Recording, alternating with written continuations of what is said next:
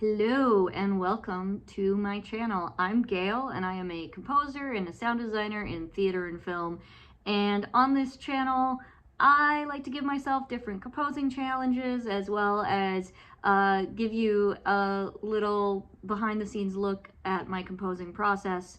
And today I'm showing you a song that I wrote comments first. So let me back up a little bit. So right now I'm doing this thing called February Album Writing Month, aka FAWM, which is this annual challenge in the month of February to write 14 songs in 28 days.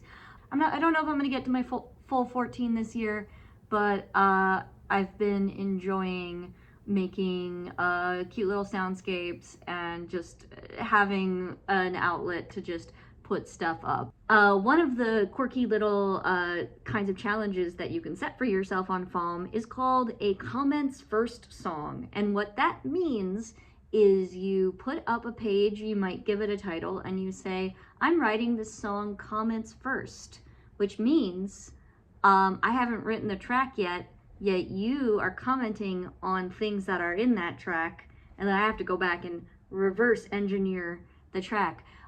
Which is really fun to do. You can do things like, oh yeah, that sounds like a Fleetwood Mac song. Or you can be like, oh, I love that kazoo that you put in the third verse. And what plugin did you use on that? And you can just really mess with people. So I decided for this week to do a comments first song. So here are the two comments that I got.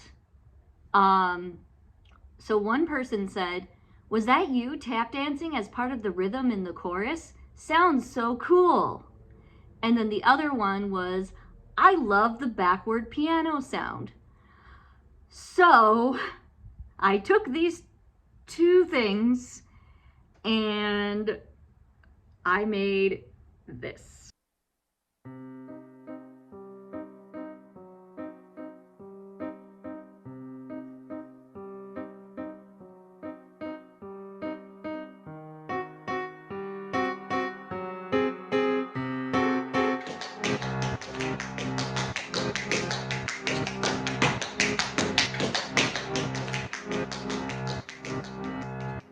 And now let's talk about how I got there. First thing that I did was I got a tap dancing sample. I was not going to be tap dancing on this track.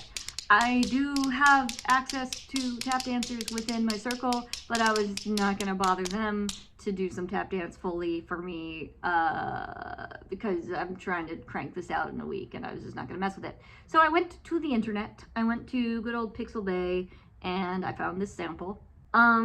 And then I started playing around with the rhythm of it. For a hot minute, I was like, okay, the title I gave myself was Uncertainty, so why don't I play around with an irregular time signature? So I messed around in 7/8 a little bit and did some piano solo over the tap dance. Because I knew that the tap dance was going to happen in the chorus of the song, and it's an instrumental, so I was like, okay, the best I can do for you is it's the B section. So I have the A section, B section, A section, B section. The B section is where the chorus will be.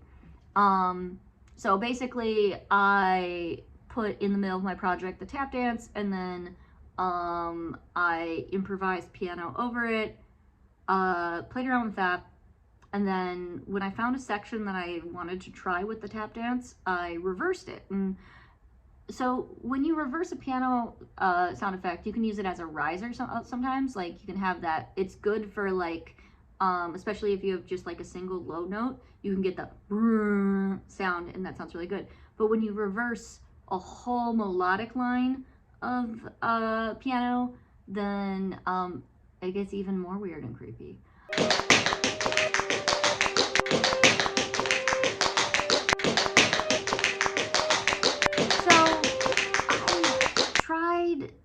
A line with the tap dance solo and a line of reverse piano, and then I got real weird with it and I was like, what if I reverse the tap dancing as well? And this is what reverse tap dancing sounds like. Israel cursed. So that was not the move. And also it was really like rainy and gross, and it was like actually deciding to be winter when I was doing this, and I could not even. It was just a rainy, gross Tuesday, and I was like, everything I make is terrible, and I don't like this, and this is bad. So I saved it and came back to it the next day, and somewhere, I don't know if this was a shower thought or a late night thought, but after I had some time away from it, I was like, make it a horror track. It's obviously a horror track. So I decided to go with that.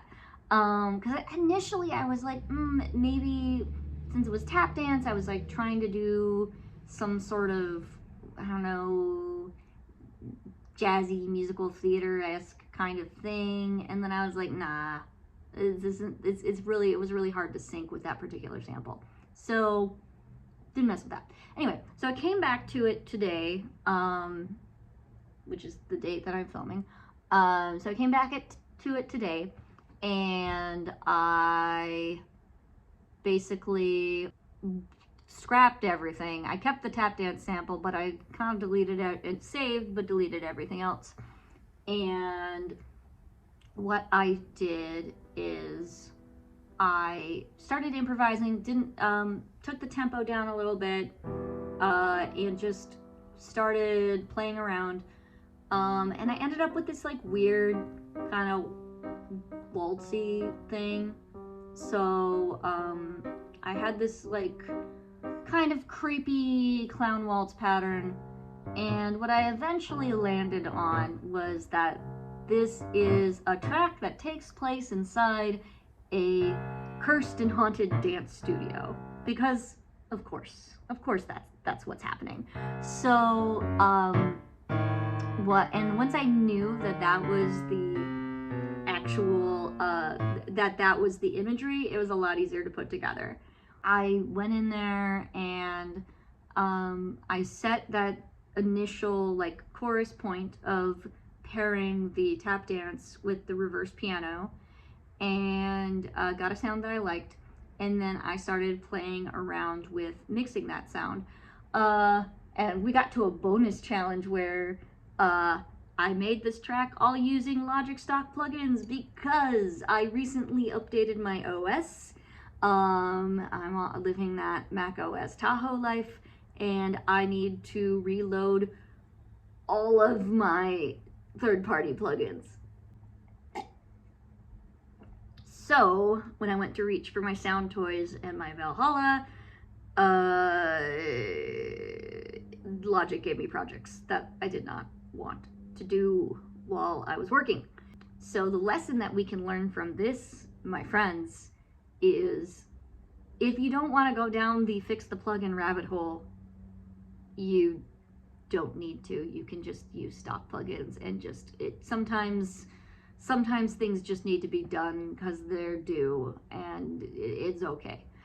But I did find some new plugins. There's this new reverb suite I hadn't worked with before, so I got to explore that a little bit. And also I got to do my favorite thing, which is picking reverb based on titles, where the reverb on the piano is called Hall of Mirrors, because Haunted Dance Studio, that works. That sounds correct for the room that this takes place in.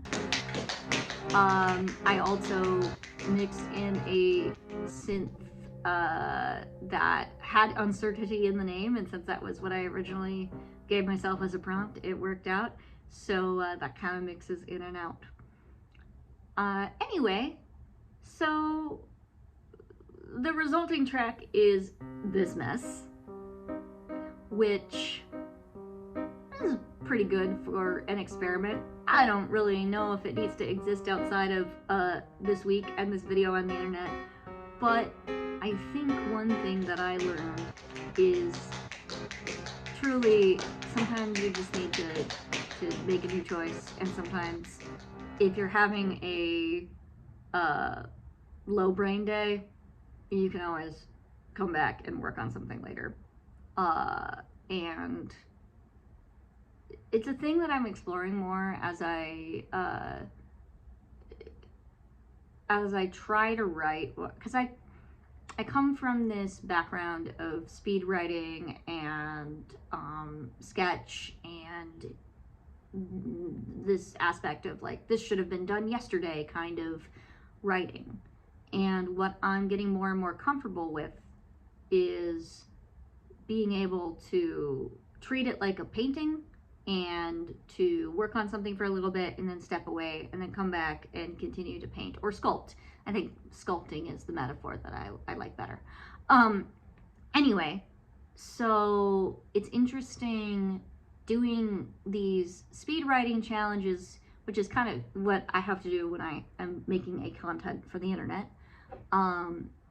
It's interesting when I'm doing these speed writing challenges, giving myself enough time that I can step back and sculpt it and come back to it, but also working within a deadline. And I don't know, if you need music for a haunted dance studio, here's my proof of concept. All right, well, thank you so much for watching, and if you like this kind of content, do all that YouTube stuff and like and subscribe, and yeah, share it with a friend who likes haunted dance studios. I don't know. And I'll see you in the next one.